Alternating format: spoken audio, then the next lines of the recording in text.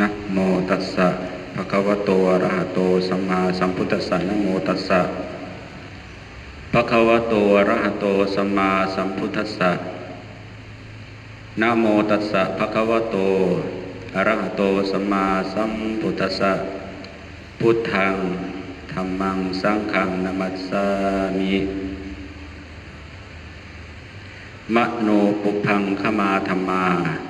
มโนเศรษฐามโนมยามนัสสาเจปตุเถนะภาสติวากโรติวาตะโตนังทุกขมะนะเวติจักกังวะหะโตปะทันติขอน้อมน้อมแด่องค์สมเด็จพระสัมมาสัมพุทธเจ้าผู้เป็นพระอรหันต์ผู้ไกลจากกิเลสตรัสรู้ชอบได้โดยพระองค์เองแล้วก็ขอกราบคารวะหลวงพ่อเจ้าวาดอาจารย์หลวงพ่อสุปันสุมังคโรด้วยความเคารพอย่างยิ่งด้วยขอเคารพคณะสงฆ์ทุกรูปด้วยความเคารพอย่างยิ่งกับผมแล้วก็ขอความเจริญในธรรมจงมีแก่นักปฏิบัติธรรมด้วยกันทุกท่านทุกคนนั่งตามสบายเด้อ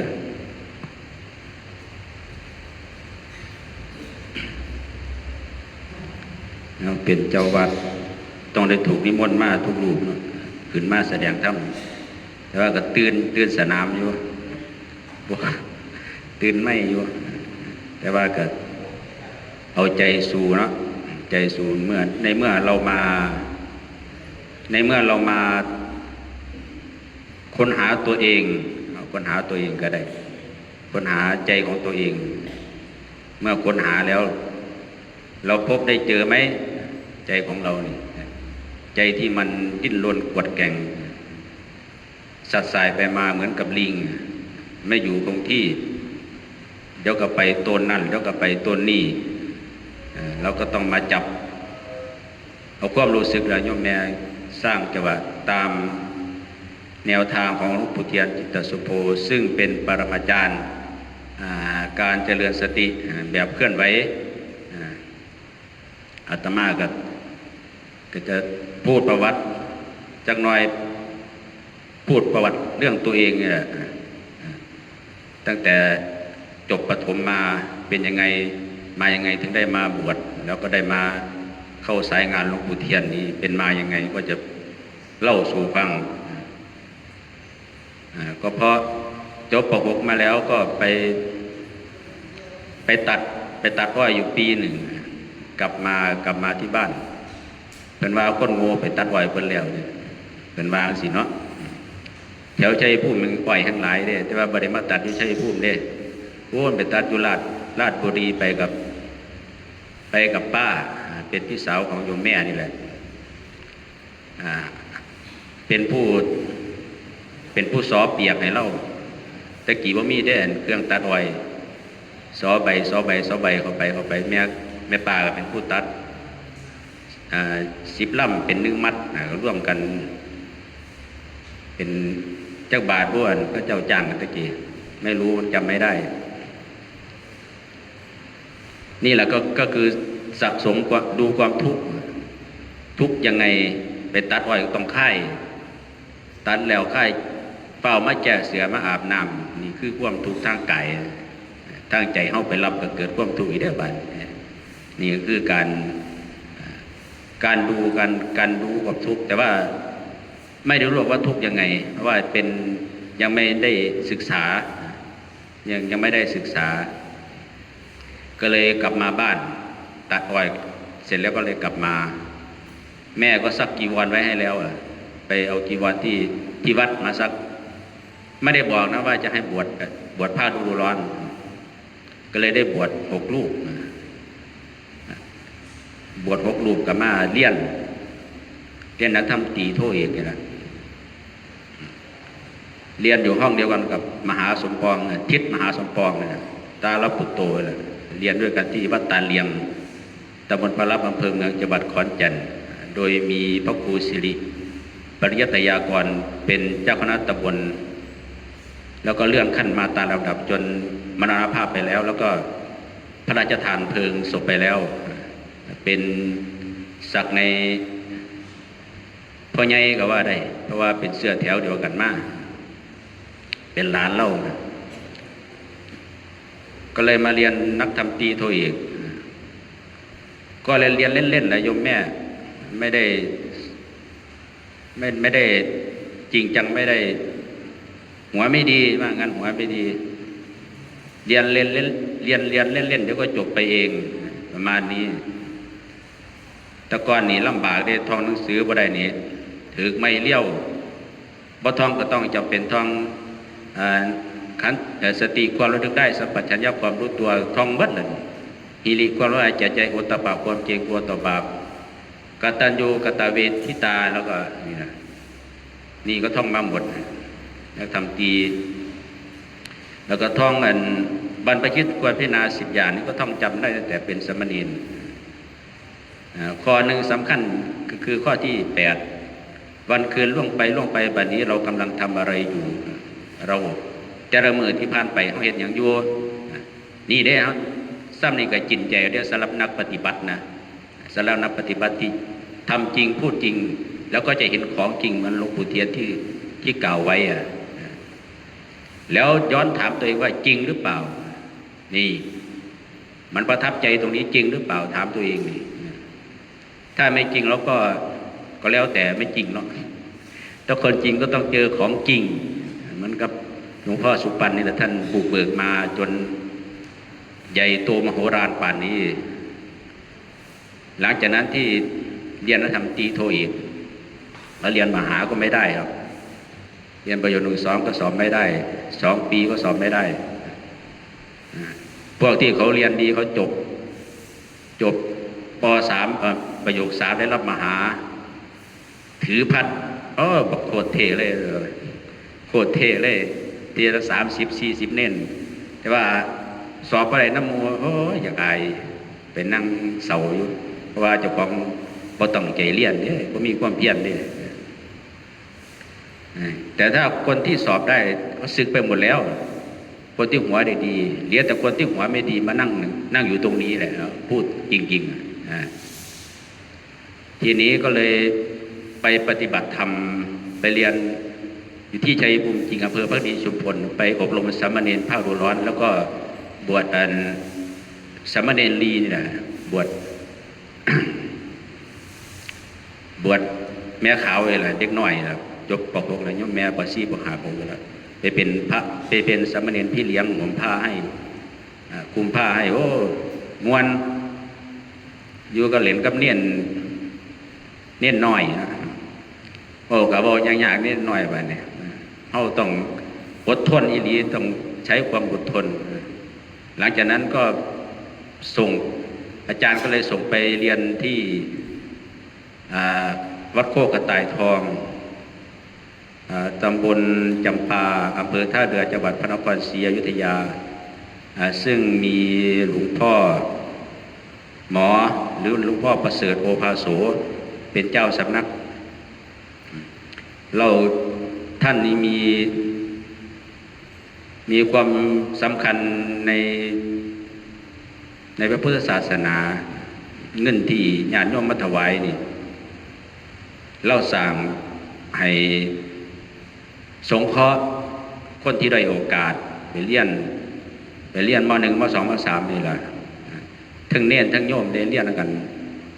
เป็น400 500อาตมาก็ไปเรียนอยู่หั่นล่ะเรียนจบม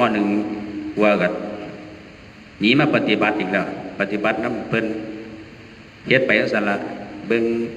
ตามภาษาเด็กน้อยตามภาษาเน้นน้อยบ่ฮู้จักหยังเรียนอยู่หั่นปีกว่าได้จบม.1 ครึ่งม.2 บ่จบเพราะว่าใจบ่เอาเด้ได้เห็นประสบการณ์เห็นหลวงพ่อนี่เราบ่ติดในปัจจัยโยมมาถวายแต่ละมื้อเงินกองเต็มอยู่หน้าหมอเรานั่งอยู่เนาะทิ่มไว้เราหั่นล่ะผู้ใดมาวัดนี่เราก็ผู้ใดมาวัดรู้เราก็แจกให้เป็นตึบเป็นปึกเนาะเงินปาดหลวงพ่อเราบ่เสียดายบ่บ้านผู้ใดฉีดตังมากใดก็ไปหาวัดถูเราของเรานั่งเด้พ่อให้เราเห็นเด้พ่อให้เราให้ปัจจัยนะนี่ เราโอติดเนี่ยเรามีคุณวิเศษอยู่ละอาตมาไปเห็นเล่าเขาห้องน้ำเนาะอาตมาก็ยืนเฝ้าอยู่เอาลูกพ่อคือเขาโดนแท้จะได้ยางอ้อมมาทั้งหลังเขาคือยางอ้อมมาได้นอกบ้านนี้คิดในใจก็มีประตูเดียวนึงเนี่ยเลื่อนเสียสิเผลอว่าเราออกมาทั้งหนาก็โบจักนะก็เลยศรัทธาก็ศรัทธาอยู่แล้วล่ะก็เลยในหนังสือก็ว่ามีอิทธิปาฏิหาริย์แสดงอิทธิฤทธิ์ได้ประมาณนี้ก็เลยเกิดความอยากได้อยากปฏิบัติคือเพิ่นได้บัดนี้เกิดความอยากเราก็เป็นสายเจจีเนาะ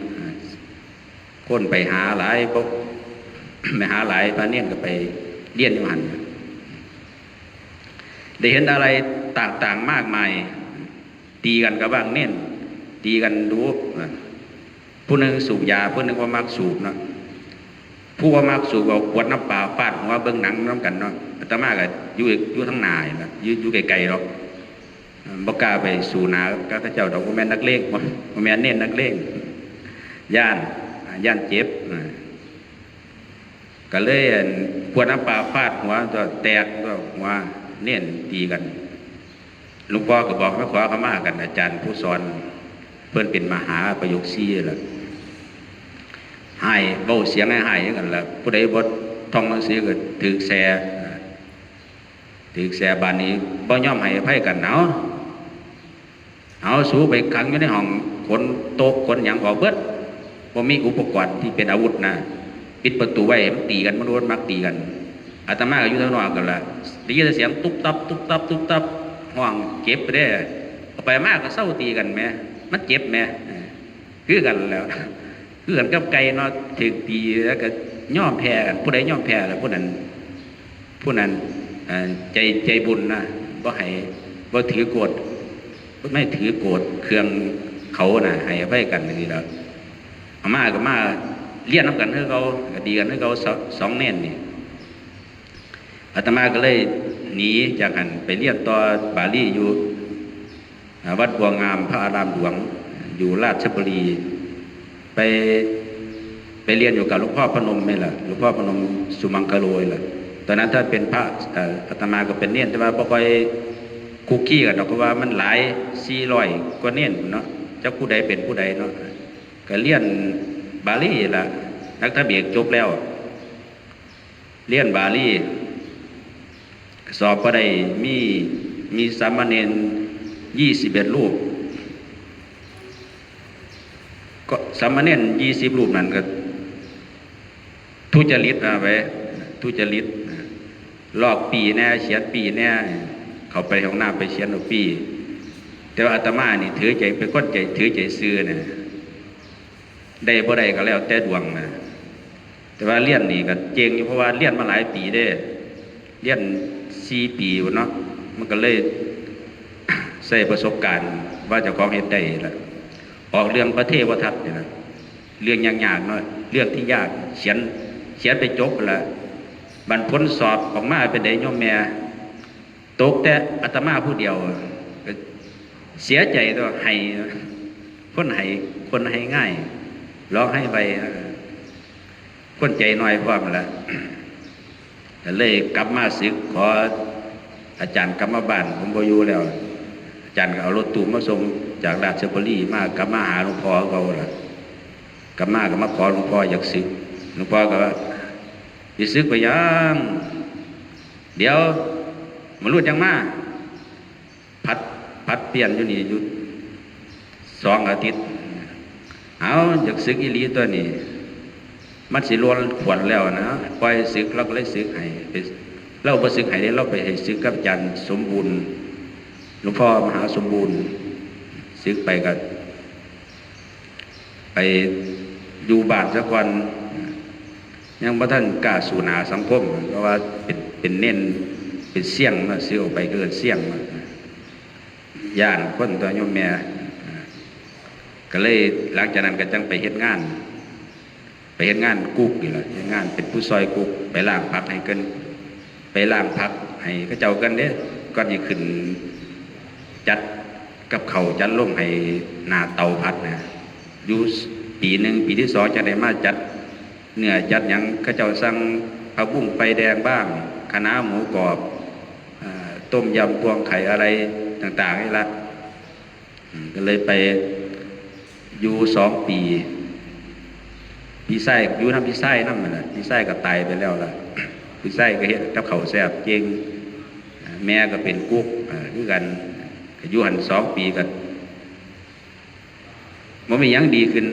เพราะว่าก็แต่เป็นคนก็ใส่เงินเจงเลยแพงไปเงินเดือน1,500สิ้นเดือนมากยังคือเก่าคนว่ามักใส่เงินนะอยู่ใต้เจ้าของแต่ว่าคันได้ใส่นี้มือเดียวเบิดมือเดียวเบิดเล่นการพนันนี่แหละการพนันบ่มีหยังดีขึ้นจนอายุได้คัดเลือกทหารแล้วก็จังมาบวชไม่อีกกันพรรษาหนึ่งรับกฐินแล้วจังศึกกับหลวงพ่อองค์เก่านี่แหละบวชให้2 เที่ยแล้วหลังจากนั้นก็ศึกออกไปก็ไปเป็นค่อนว้อยปฐมบันเทิงศิลป์เนี่ยไปมักผู้สาวได้แต่ว่าจีบสาวเป็นดอกย่อมแม่จีบบ่เป็นดอกซื้อน้ำแดงให้ขวดนึงเขาเห็นความขยันนี่แหละบ่ค่อยปากค่อยเว้าคนติ่มเนี่ยเขาก็เลยมามักตัวบัดนี้แต่ว่าก็บ่ได้มีหยังเพราะว่าคนหยาดผู้หญิงแต่ใดแล้วแสดงว่ามีบุญบวชก็เลยหลังจากนั้นก็อายุได้34 ปีมรสุมความทุกข์ทั้งหลานนี่แหละหลานก็ออกหาเที่ยวอายุก็ยังเป็นเด็กหน่อย15-16 ปีเพราะว่าไปห่วงเขาได้อย่างเขาเสียอนาคตต้องนั่เบิ่งเขาสินะย่ายก็ให้เนาะย่อมแม่ก็ให้ไปเบิ่งหลานนี่แล้วก็ต้องขี่เลิกงานมาแล้วแทนที่จะได้พักผ่อนก็ต้องนำหาหลานได้บัดนำหาหลานยันไปติดยานี่เอิ้นบ่วงผูกพันบ่วงมีหลานกับห่วงหลานเนี่ยมีห่วงหลานบ่วง3 อย่างนี่แหละห่วงหลานห่วงแม่แล้วก็ห่วงทรัพย์สินเสือกผูกข้อแล้วก็ผูกศอกผูกแขนผูกขาไว้พวกเจ้าก็ถือว่าเจงโยมาปฏิบัติได้บ่ได้ถือบ่วงผูกขาไว้มาปฏิบัติยกมือนี่ถือว่าเอาใจใส่ในการปฏิบัติเพราะว่ามีหน่อยนะที่มาหนีจากเลื่อนออกจากเลื่อนมาปฏิบัติธรรมเป็นสิ่งที่ทำได้ยากเหมือนกับจิตโฉมนุสสปฏิราโภการเกิดเป็นอัตภาพมนุษย์นี้แสนยากจิตขังมัจจานังชีวิตตังเมื่อเกิดมาเป็นมนุษย์แล้วสิรักษาชีวิตให้จนกว่าอายุไขนี่ก็ยากอีกบัดนี้บางคนก็ตายตาน้อยตายตาเป็นหนุ่มก็มีเพราะว่าใส่ชีวิตอย่างประมาทแล้วก็การได้มาฟังพระสัทธรรมก็สิ่งที่หาได้ยากก็นั้นก็ยังมีอีกวันนี้พุทธานุทุปาโทการเสด็จอุบัติของพระเจ้าเป็นสิ่งที่หาได้ยากเพื่อต้องบำเพ็ญมาหลายอสงไขยส่วนจะได้ว่าเกิดว่าเป็น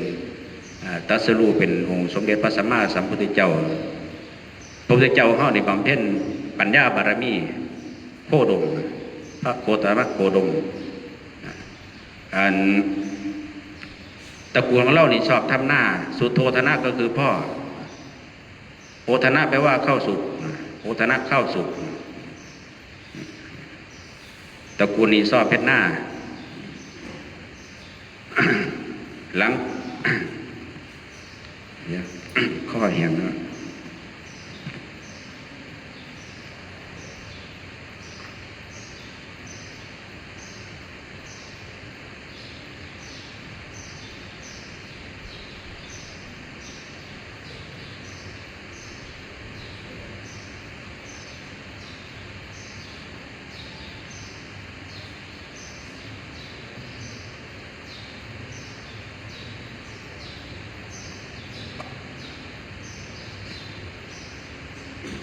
การเสด็จอุบัติของพระเจ้าเป็นสิ่งที่หาได้ยากในเมื่อในในเมื่อเป็นสิ่งที่หาได้ยากเราก็ต้องมาศึกษาเอาพระธรรมนี่แหละฟังธรรมเหมือนกับอันคำก่อนนะเกิดแล้วตายเลยโยมแม่เกิดแล้วตายทุกอยู่ไม่เวียนว่ายเกิดตายทะเลทุกโลกนี้แสนพวกคุณทุกคนต้องอวสานเมื่อสิ้นลมปราณวิญญาณของร่างแล้วจะไปไหนเกิดมานานแสนนานทุกทน นี่แหละเกิดมานานแสนนานทุกทนเป่าแต่เวียนวกวนลงตนบาตาสงสารเกิดก็ทรมานตายก็ทรมานโลกวิญญาณก็ทรมานเช่นกันอย่าหลงตนลงละเริงเที่ยวเพลิดเพลินลงในอบายมุขสุขใดๆไม่มีโลกนี้คือสิ่งสมมติพวกเราชาวพุทธหาทางเล่งหลุดสิ้นสุดเกิดตายฟังธรรมศึกษาธรรมสัจธรรมน้อมนำจิตใจให้คลายเศร้าหมองจิตเป็นพิษในใครจะใส่ยาตองพ่อแม่พี่น้องหาทางเล่งหลุดสิ้นสุดเกิดตายฟังธรรมศึกษาธรรมสัจธรรมน้อมนำจิตใจให้คลายเศร้าหมองจิตเป็นพิษในใครจะใส่ยาตองพ่อแม่พี่น้องหาทางเล่งหลุดสิ้นสุดเกิดตายนี่แหละก็เป็นคำกรเพื่อเตือนสิเกิดมาอีกอยู่บ่ใช่ไหมสอนเจ้าของก็สิเกิดมาอีกบ่อันยังดับทุกข์บ่ได้พ้นทุกข์บ่ได้ก็ต้องมาเวียนว่ายตายเกิดในวัฏสงสารยังติดอยู่ในอันกามคุณทั้งหายล่ะรูปเห็นรูปสวยๆก็พอใจรูปเสียงกลิ่นรสสัมผัสธรรมารมณ์ธรรมารมณ์อารมณ์ที่เกิดกับใจอารมณ์ที่เกิดกับใจเราก็ต้องมาใส่ความรู้สึกเบิ่งความคิดนี่ล่ะเบิ่งอารมณ์อิทธารมณ์อารมณ์ที่พอใจอนิถฐารมณ์อารมณ์ที่ไม่พอใจเราต้องละสองอารมณ์นี้มาได้ให้อยู่เป็นกลางๆให้อยู่เป็นกลางๆบอกไงคือความดีกับความบ่ดีละบ่ตัวอย่างอทุกขมสุขเวทนาบ่ทั้งความทุกข์บ่ทั้งความสุขให้กลับมาอยู่กับเนื้อกับตัวความรู้สึกสร้างไว้หลายแล้วกระทุกข์คือกันอาตมากระทุกข์กันทุกข์จากเสียงรอบข้างบ้างจากตาเห็นรูปบ้างก็ยัง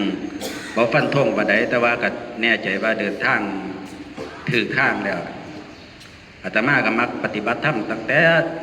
บวชมา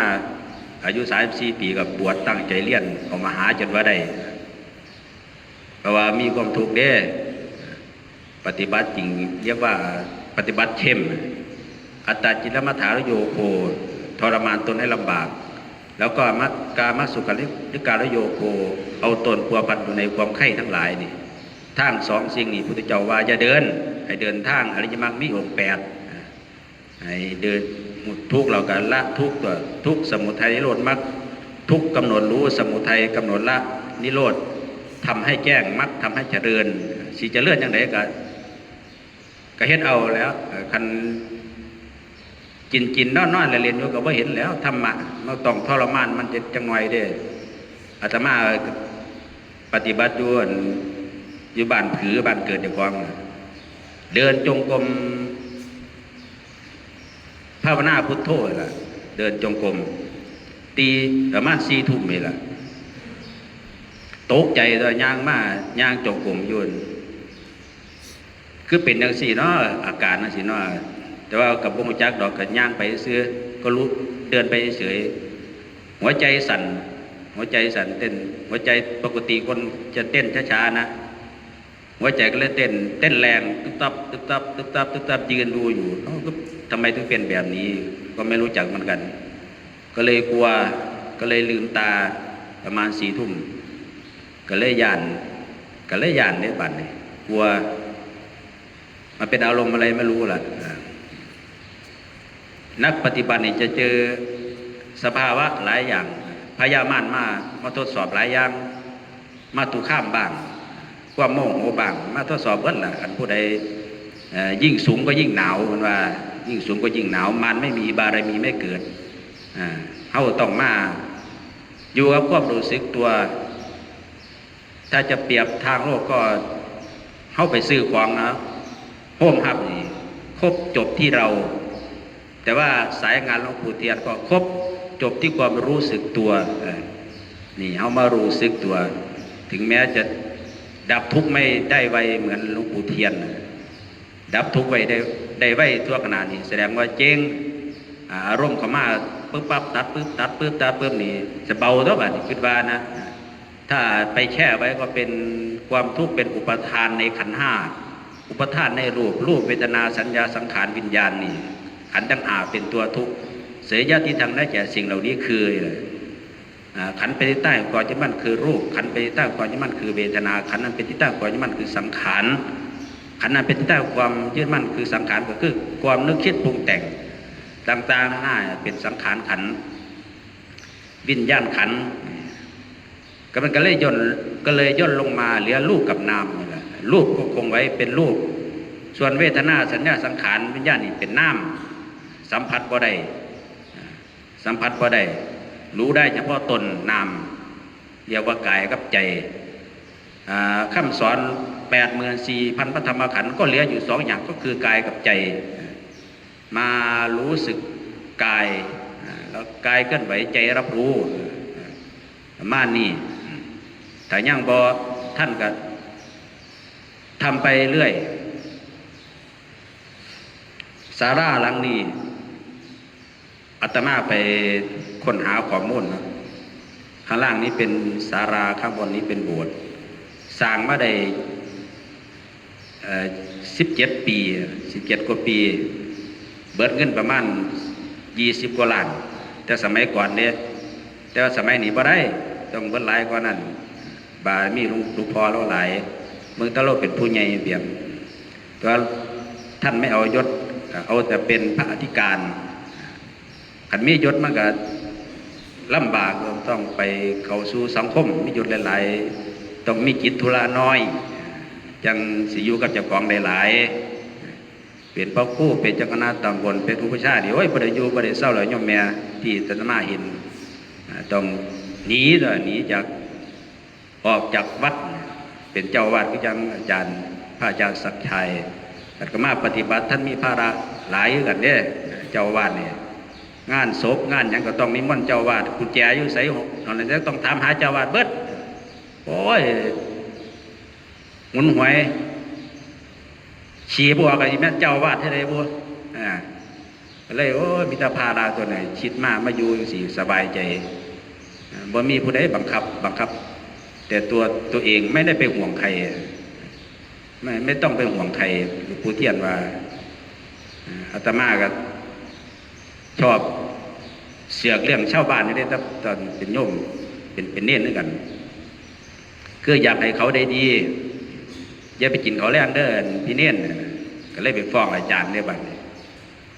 อาจารย์ก็เลยมาด่าเน้นองค์นั้นตัวเน้นใหญ่ล่ะมารุ่นมาถือกำปั้นเขาแล้ววันนี้ไปโคตรชี้ฟ้องอะไรไปยุ่งเรื่องของเพื่อนเขาเลยตีเอาท่องโอ้เก็บ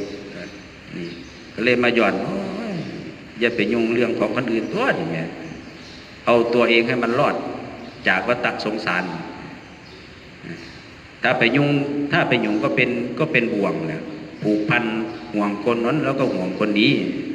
หนีบ่ได้แล้วขันเฮ็ดใดก็ยังหลวงปู่เทียนนี่กับไข่อยู่ได้ก็คือได้พอมันหลุดพ้นแล้วเนาะมันก็เป็นห่วงได้เป็นเรียกว่ามุทิตาเมตตากรุณามุทิตาอุเบกขาเนี่ยก็ยังพระพุทธเจ้ามันมีพระปัญญาที่คุณพระวิสุทธิคุณแล้วก็พระมหากรุณาธิคุณเพิ่นนั้นบ่อย่างมาสอนเด้เพราะว่าสิ่งที่ท่านตรัสรู้นี่มัน เป็นสิ่งที่ยากละเอียดอ่อนก็เลยว่าอยากสอนผมก็เลยมาดีดพิ้นมาเปรียบเทียบมันบัวสีเหล่าเลยล่ะมาเปรียบเทียบมันบัวสีเหล่าอุกติตันยูวิกติตันยูเนยยะปะทะปรมะอุกติตันยูเปรียบเหมือนบัวที่พ้นน้ำแล้วรอแสงอาทิตย์ก็จะบานวิปติตันยูได้ฟังถ้ำแล้วก็เฮ็ดไปนั่บรุ่นกสิบาลให้เราเนยยะก็คือบุคคลที่แนะนำได้แต่ถ้าเป็นบัวที่สี่ปะทะปรมานี่ต้องตายเป็นเหยื่อของปลาและเต่าบอกไม่ได้พวกนี้บอกไม่ได้สอนไม่ได้ต้องปล่อยไปเป็นกรรมมุนาวัตติโลโกสันโลกย่อมเป็นไปตามกรรมปล่อยไปตามกรรมของเขาทอดทำกรรมอะไรก็เรื่องของเขานี่คือปล่อยไปสอนไม่ได้มันนี่บัวสีเราเนี่ยพระเจ้าก็เลยมาพระพุทธก็เลยมาอาราธนาให้เทศสอนด้วยพรหมาจาโรกาเทศอาราธนาธรรมท่านก็เลยนึกถึงผู้บาอาจารย์อาราลดาบทแล้วก็พุทธกาดาบทแต่ว่าตายไปแล้วสองฤาษีนี่สำเร็จสมาบัติ8พระพุทธเจ้าเพิ่นก็สำเร็จสมาบัติ8อยู่นี่แหละแต่ว่ายังไม่ใช่ทางดับทุกข์ไม่ใช่ท่านมั่นใจว่าไม่ดับทุกข์ไม่ได้เป็นแค่อิทธิฤทธิ์ชาติสมาบัติก็เลยนึกถึงปัจจวัคคีย์ทั้ง5เพราะว่าปัจจวัคคีย์ทั้ง5นี่ไปอุปถากท่านอยู่ที่ป่าอิสิปตนามฤคทายวันเพิ่นบำเพ็ญอยู่6 ปีฤาษีทั้ง5นี่ไปดูแลก็ตกลงกันไว้ว่าถ้าโคตมะมาพระโคดมมานี้จะไม่ปูอาสนะให้นั่งจะไม่กราบไหว้ตกลงกันไว้สันเดอัญญาโกฏยาเป็นวนาโมตกลงไปบรรพ่อให้หนาพระพุทธเจ้านี่บ่เฮ็ดลืมขอสัญญากันต้องให้ปูอาสนะให้เรานั่งแล้วก็กราบพร้อมมาเถิดปัญจวัคคีย์ทั้ง5เราจะแสดงธรรมให้ฟังธรรมมาเราที่ตรัสรู้ดีแล้วเป็นไปเพื่อนิพพานนี่นะประมาณนี้ปัญจวัคคีย์ก็เลยบ่อยากฟังเด้พระพุทธเจ้าก็เลยย้อนถามว่าคำนี้เราเคยพูดกับพวกเธอไหมเธอได้ยินไหมปัญจวัคคีย์ทั้ง5ก็เลยตอบว่าบ่ได้ยินก็เลยฟังธรรมจักรกับปวัตตนสูตรยังสูตรล้อแห่งพระธรรมจักรให้หมุนไปแปลออกมาพระธรรมจักรกับปวัตตนสูตรก็กล่าวด้วยทุกเนี่ยล่ะอริยสัจ4แล้วก็มรรคมีองค์8เดินทางอย่าเดินทางที่กามาสุขันธิการยาวโคที่อาตมาพูดไปแล้วก็ตัจจิตมัฏฐารุโยโคแหละ1อย่าพอใจในกามคุณทั้ง2จะเฮ็ดตนให้ลำบากนี่ทางสุดโต่งแหละผู้ใดจะว่าเจ้าของเฮ็ดสุดโต่งก็เลิกว่าหันมาเดินทางมีองค์8เนี่ยได้มามีองค์8เนี่ยมัชฌิมาปฏิปทามีบทหนึ่งก่อนหนึ่งวรรคหนึ่งที่พระพุทธเจ้าแสดงธรรมคือยังคิดจิสมุทัยธรรมังสัพพันตานิโรธธรรมมันติสิ่งใดสิ่งหนึ่งมีความเกิดขึ้นเป็นธรรมดาสิ่งนั้นทั้งหมดมีความดับไปเป็นธรรมดาพ่อตาได้ฟังธรรมนั้นอาญาติปุถยาเกิดดวงตาเห็นธรรมได้เป็นสักขีพยานให้แก่พระเจ้าว่าได้ตรัสรู้จริงมีพระพุทธแล้วก็มีพระธรรมพุทธเจ้าของเราพระสงฆ์ก็เกิดขึ้นองค์แรกอยู่ได้บาดนี้อัญญาโกฏญาณเป็นองค์แรกพระสงฆ์ในพุทธศาสนาก็เลยบวชก่อนหมู่ก็เลยบวชก่อนเพื่อนปัญจวัคคีย์ทั้ง5นี่อยู่ในตำราก็ว่าอัญญาโกฏญาณเป็นพราหมณ์8 คนอยู่ในพราหมณ์ในจำนวนพราหมณ์8 คนแต่มีอัญญาโกฏญาณนี้ยกมือนิ้วเดียวว่าเจ้าชายสิทธัตถะสิออกบวชบ่อยู่ข้องเลื่อนส่วนพราหมณ์7 คนในทำนายเป็น2ในยะว่าถ้าอยู่ข้องเลื่อนจะรับเจ้าชายสิทธัตถะเห็นนางสนมทั้งหลายล่ะนุ่งนอนบ่สำรวมบางคนก็โกนบ้างบางคนก็นั่งนอนสุรุ่ยสุร่ายบ้างไม่สำรวมอัญญาสาวกุลบุตรก็เห็นเหมือนกับซากศพโอ้ เรามาติดสิ่งนี้ตัวนี้มาติดในรูปสวยๆงามๆตัวนี้เพิ่นก็เลยกล่าวว่าเราก็เลยอุทานไปน้ำทางว่าที่นี้วุ่นวายหนอที่นี้ขัดข้องหนอพระเจ้าเพิ่นเดินจงกรมอยู่เพิ่นก็เลยว่าที่นี้ไม่วุ่นวายหนอที่นี้ไม่ขัดข้องหนอยะสาวกรุบุตรเธอจงมาที่นี่เราจะแสดงธรรมให้ฟังพระเจ้าเพิ่นก็แสดงธรรมอนุปุพิกถาทั้งห้ามีท่านมีศีลมีภาวนาหลังจากนั้นก็แสดงอริยสัจสี่จนได้ดวงตายทั้งเป็นพระโสดาบันเหมือนกันออกบวชไปเป็นตาระดับแล้วก็ได้สาวกผู้เลิศโมคคัลลานะสารีบุตรพระสารีบุตรตอนนั้นเป็นมากเป็นภาพนี่แหละได้ไปเห็นพระอัสสชิธัญญากุฏัญญาปัปปะพัทยามหานามอัสสชิน้องสุดท้ายของปัจจวัคคีย์ทั้งห้าบิณฑบาตด้วยอาการสำรวมสายตาทอดไปชั่วสี่แอกเดินบิณฑบาตด้วยอาการสำรวมไม่เลี้ยวหน้าแลหลังอยู่สำรวมเห็นอินทรีย์ผ่องใสภาษาลิบุตรก็เลยเกิดความสงสัยพระองค์นี้คือยางสำรวมแท้นี้การเดินสำรวมก็เป็นการเผยแผ่แบบหนึ่งเรียกว่าสำรวมในศีลสังวรของตนสำรวมในเจ้าของนี่แหละบอกพูดบอกคุยประมาณนี้อาตมาก็ถือแส่หลายครั้งกันบ่สำรวมหยอกกันในแถวบิณฑบาตนี่หลวงพ่อเราก็เห็นตั้งแถวกันเด้เน้นเป็น80ก็เน้นตั้งแถวกันผู้ใดคุยกันไปไล่กลับบ่ต้องบิณฑบาตเธอเมื่อนี้เรายกยอดให้เธอบ่ต้องชั้นเขาว่าหลวงพ่อเราต้องให้คือหยังนี่เราเชงคัดพระวินัยหลวงพ่อพระครูสิริปริยัตยากรลูกศิษย์ลูกหาจนมือพระราชทานเพิ่งศพเรานี่เต็มวัดเพราะว่าคุณงามความดีที่เราสร้างไว้มหาประโยคเก่าเราสร้างไว้ได้หลายรูปเพื่อกันเลยมหาสมปองกระซึ้งแล้วตอนนั้นก็ไปร่วมงานด้วยกันไปเห็นหน้ากันอยู่ทักทายกันอยู่ยอกันต่อสมัยเป็นเน่นด้วยกันละเพื่อนนี่ก็ หลังจากที่บานนี้ทีนี้จะย้อนขึ้นมาการมาเข้าสู่สายงานหลวงปู่เทียน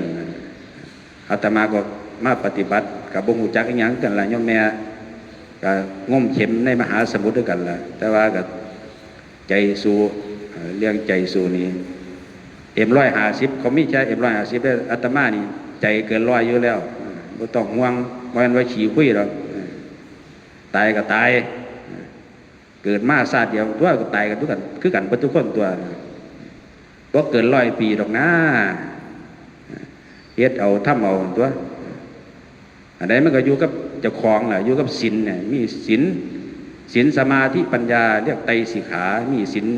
เมื่อมีศีลแล้วก็มีสมาธิเมื่อมีสมาธิก็เกิดปัญญาของปุถุชนกับปัญญาของอริยชนบ่คือกันเด้ปัญญาของอริยชนนี่ก็ต้องลึกซึ้งกว่านี้เนาะโยมแม่เนาะคิดว่าเนาะอาตมาก็เรียนมาก็เลยเอามาเว้าสู่ฟังซื่อดอกก็เป็นผู้นักแสวงหาต่างละนักแสวงหาทางดับทุกข์ก่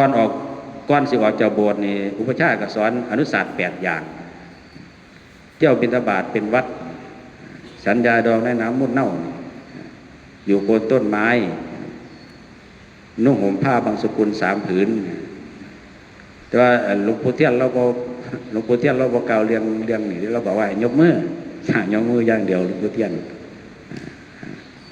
แต่ว่าคิดว่าศีลก็คือศีลแหละเนาะเฮ็ดผิดศีลก็คือผิดศีลนี่แล้วคืออย่างกับตำรวจเราเฮ็ดผิดขอวินัยก็ถึงปลดจากตำรวจถึงปลดจากตำรวจถึงไล่ออกบ้างก็ต้องมีวินัย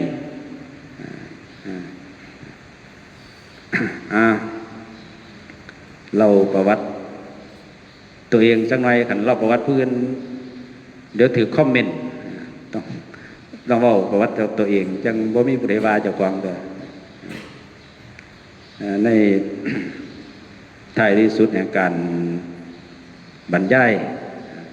7 ความรู้ ประวัติประสบการณ์การปฏิบัติธรรมสิ่งละอันพนละน้อย